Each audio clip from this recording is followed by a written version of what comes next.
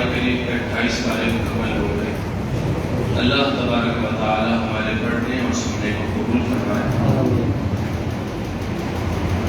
اس سے پہلے کہ میں سورہ رحمان کی طرف آؤں، ایک مسئلہ حضرات کے سامنے واضح کرنا چاہتا ہوں جو تراویح کے دوران ہم سے غلطی ہوئی، کل بھی یہ غلطی ہوئی تھی۔ اس میں طریقہ یہ ہے، بہت سے لوگ کو اس میں کنفیوژن رہتی ہے۔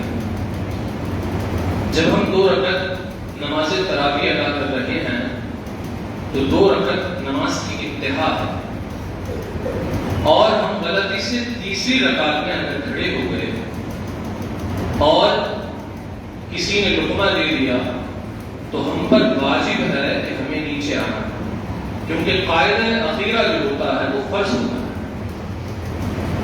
اور اگر ہم فرض نماز ادا کر رہے ہیں، مثال کے طور پہ ظہر کی نماز ادا کر رہے ہیں اور امام صاحب دوسری رکعت میں بیٹھنے کے بجائے تحیات میں تیسری رکعت میں کھڑے ہو گئے، اب اگر امام صاحب مکمل کھڑے ہو گئے تھے تو انہیں واپس نیچے نہیں آنا، کیونکہ تیسری رکعت کا قیام فرض ہے اور جو دوسری رکعت میں تشہد میں بیٹھتے ہیں ہم، وہ فرض نہیں۔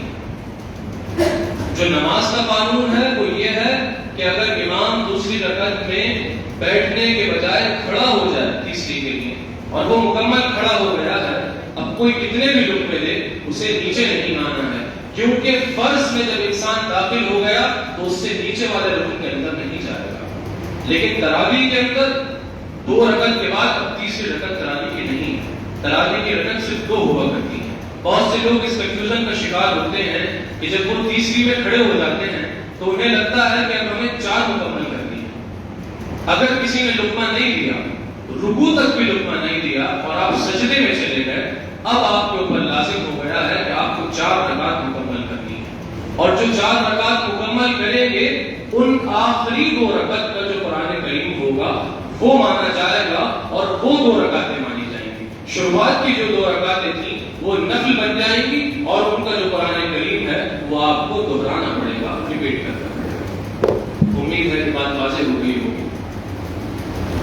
قرآن کریم میں اللہ تبارک و تعالی نے 27 پارے میں ایک بہت خوبصورت ہمیں عطا کی، خوبصورت سورت ہمیں عطا کی، جسے سورہ رحمان کہا جاتا ہے۔ حضرت علی رضی اللہ عنہ روایت کرتے ہیں،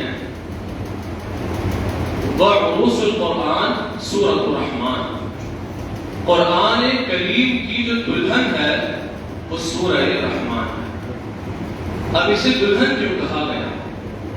اللہ تبارک و تعالی نے اس کو اس طریقے سے مزین کیا ہے، اس طریقے سے بنایا ہے، اس طریقے سے سجایا ہے کہ جو اس کا الفاظ کا ردم ہے، اس کے الفاظ کے اندر جو ایک وزن ہے